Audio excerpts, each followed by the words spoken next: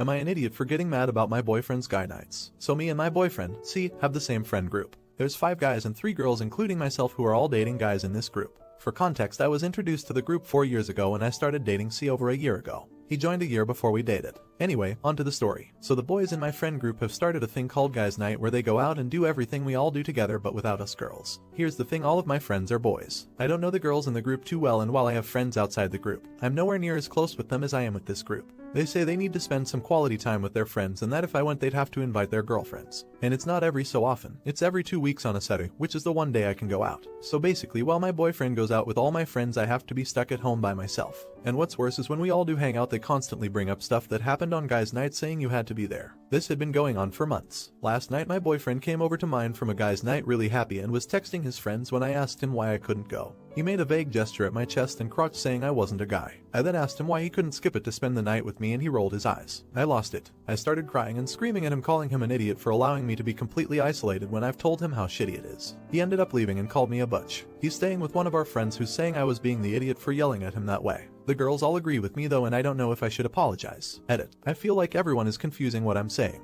I'm not mad he has his own hobbies, that's amazing. I'm just upset that I'm being excluded because of my gender from my friends who I introduced him to. I've been told explicitly this by him and his friends. Also, we don't live together and I only see him a few times a week. Edit 2. I should also add that my boyfriend sees all his friends during the week, but they schedule Guys Night on the one night I can go out. As I said in a comment, I see him 2-3 times a week and he sees them at least 4 times, 5 on Guys Night. I see my friends once a fortnight. Update. So about 2 weeks ago I posted here asking if I was an idiot for getting mad at my boyfriend for his guy nights. The post didn't get a lot of attention, but the attention it did get was controversial and there were a lot of differing opinions, so I figured I'd do an update as a lot has happened. So after I posted, I ended up contacting the girlfriends in the group to see what was up, and we started noticing some fishy stuff. Their boyfriends and the guys in the group would say the exact same things to them as they did to me. Stuff like, we'd invite you but then the other girls will want to come. We also figured out that there were other nights that all the guys were free but that wanted to do setters for some reason. One of the girls, H, was suspicious for many other reasons, so she checked her boyfriend's phone. I don't condone what she did at all, BTW, but in this circumstance I excuse it.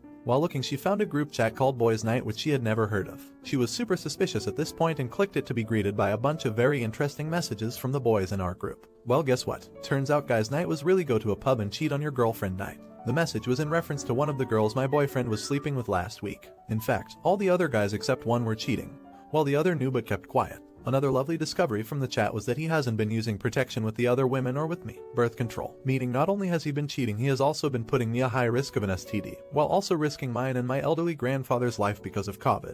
Needless to say, we've broken up and I feel better for it.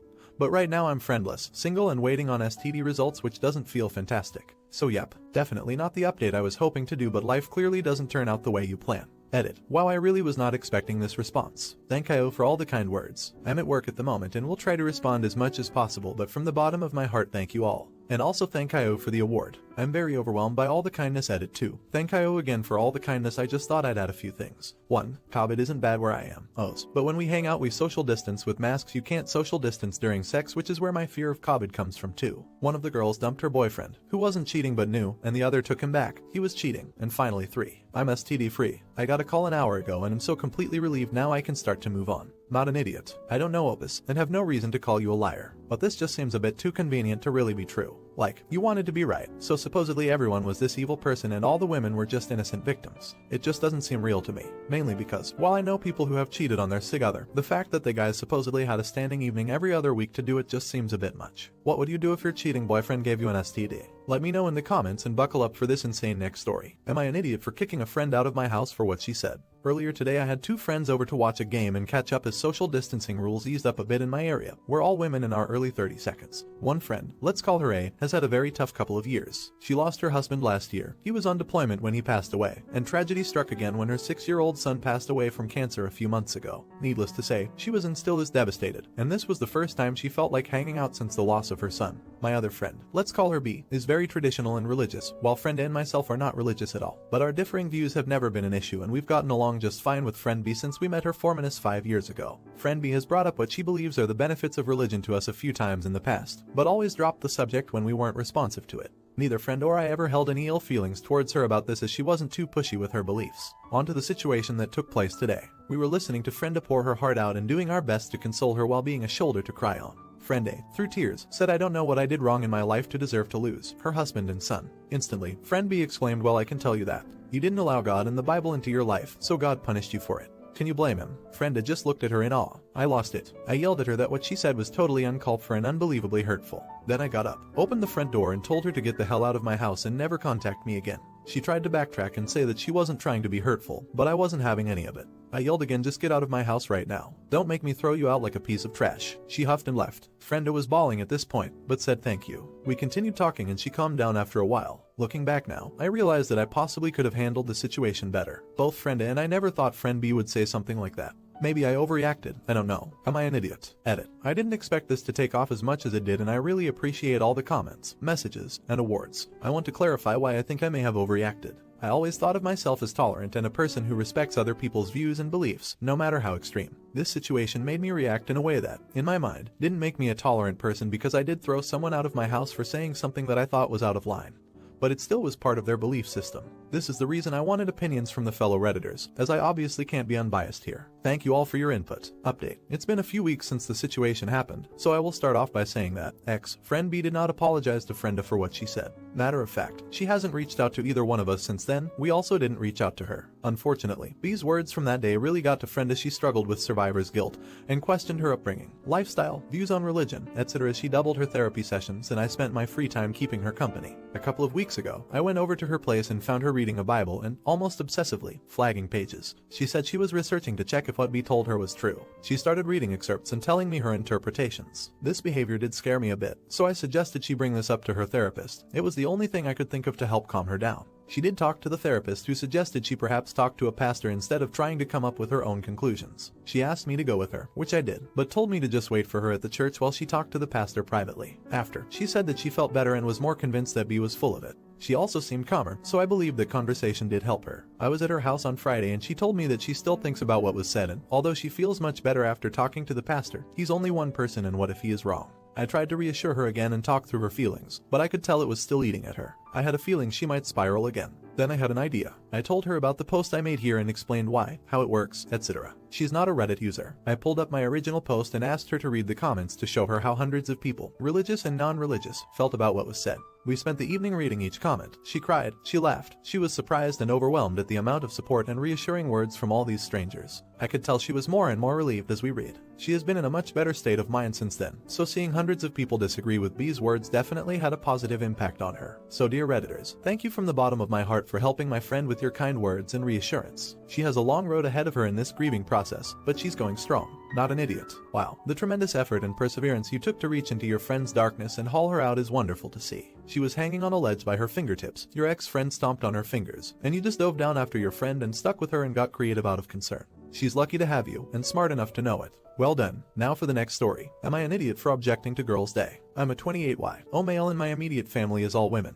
Mostly this is because I was raised by my mother and have no contact with my father's side of the family due to a messy divorce when I was young. My 2 sisters, early 32nds, my 3 aunts, 2 who are my mother's sisters and 1 married into the family and married my aunt, and they have an assortment of close friends of the family, all of which are women that also go to these events. About 3 years ago, my mother had an idea to do a girls-only weekend. Originally this was to see one of the Magic Mike movies, and because it was such a hit they started to do these weekend outings once or twice a month. Originally it didn't bother me, because I'm an adult and I have my own life, and my own house, and I really didn't even think about it. But an incident recently made me annoyed at the whole concept. My aunt's birthday was in January and normally we go to her favorite restaurant for her birthday, which also incidentally is my favorite restaurant. So I bought her a present and a card, and waited for an invitation and none came. When I asked what was going on for her birthday, I was told they celebrated it early on their girls' day because she was going to be out of state during her birthday. This kind of irked me because when I mentioned I bought her a present, my mother told me to just drive over to her house and give it to her. I felt pretty left out since I am the only male in my immediate family. Having a girls' day is the equivalent to saying, hey, let's celebrate my birthday, but not invite him.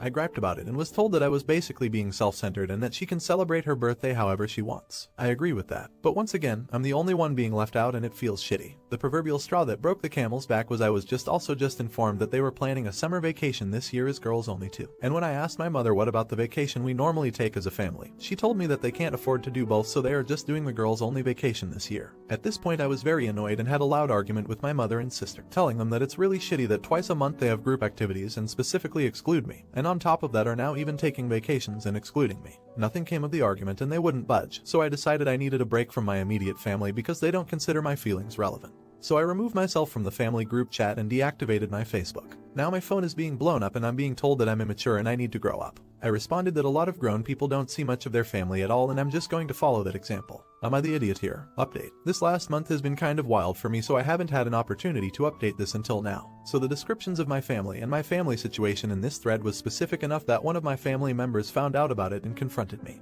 Due to the fact that I had deactivated my Facebook and was only receiving text messages, I didn't realize what was happening before I was ambushed by it.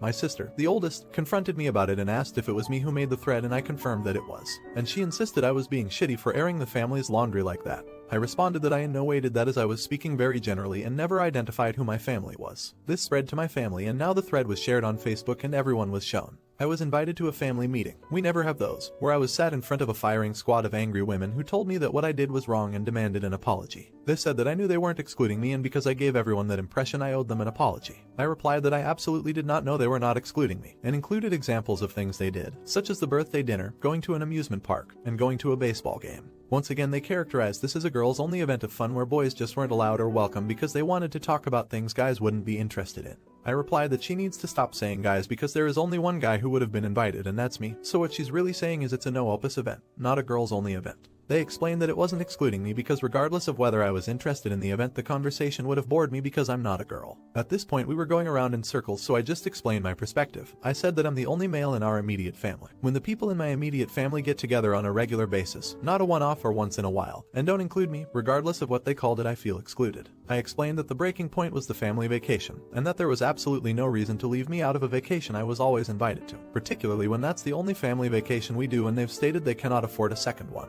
At the end of this family meeting, I was never given an apology, no one tried to empathize with my perspective, and I was accused of many things that I didn't do by any reasonable interpretation. I told my mother and my sisters that we reached a breaking point in our relationship and that I was going no contact for a while. I told them I'm an adult, and I have my own life, and the reason I wanted to be involved was because I didn't want one of those family relationships where you only see your family at holidays. If that's not what my family wants, then it's okay. But I told them that I was not going to be involved with people who made me feel shitty and intentionally leave me on the outside looking in of my own family. My mother, sisters told me that if I was going to lie about them to everyone that they don't care. At this point, my relationship with my family is over. I left that family meeting and have not reactivated Facebook and have not received any contact and have not initiated any contact. Not an idiot. I'm so sorry, Opus. I wish you speedy healing, difficult as it may be, since at least one family member is reading. Let me say you're miserable people if the general thrust of the story matches Opus's telling of it. Shame on you. Also, you're nuts if you think a catty group is going to be satisfied with ostracizing just one person. Look around your group and ask yourself who's next. Not an idiot. If the family is reading this, you guys just lost someone who loved you enough to want to spend time with you.